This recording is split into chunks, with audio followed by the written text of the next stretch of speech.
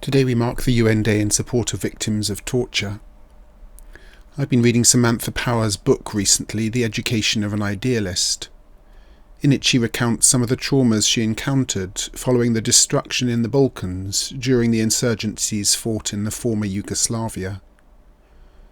Most traumatically, she recalls John Weston's work as a 30-year-old intelligence analyst who came across accounts of preteen girls raped in front of their parents, a 65-year-old man and his 35-year-old son forced at gunpoint to orally castrate each other, and Serb torturers who made Muslim prisoners carve crosses into each other's skulls.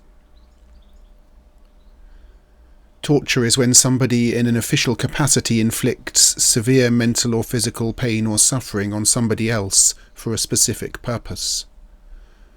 Torture tragically remains rife in our world.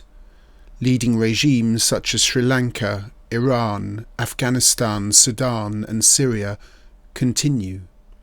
But even last year 141 countries were accused of torture. This is in spite of the fact that prohibition against torture is a bedrock principle of international law. Torture is used as a mechanism to break down social bodies, so torturers use pain to isolate individuals and destroy communication.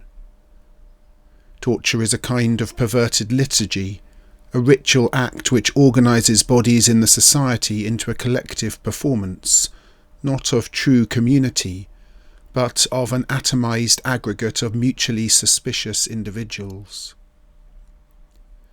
Sadly, what we see throughout history and current action is that brutality is the inevitable consequence of occupation and domination, and an enduring part of the cycle of violence.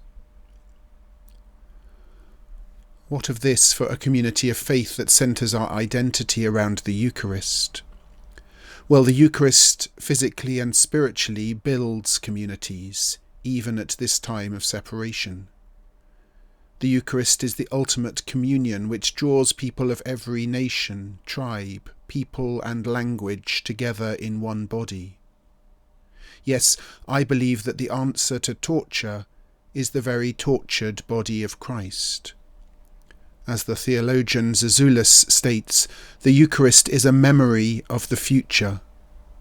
For in the act of Eucharist thanksgiving, we become built up in gratitude and form a new community beyond the suffering of this present world.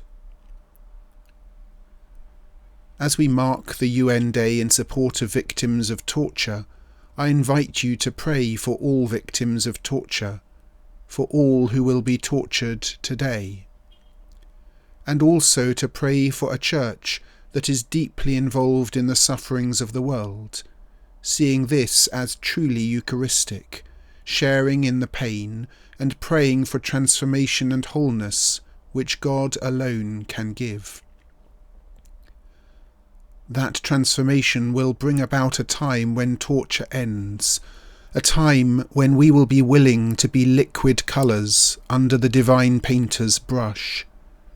It will be a time when the very countenance of God is constantly and visibly portrayed in the changing colours of the creatures' lives. May our mutual suspicions be transformed, and may we have the courage to stand up for those who suffer across the globe today.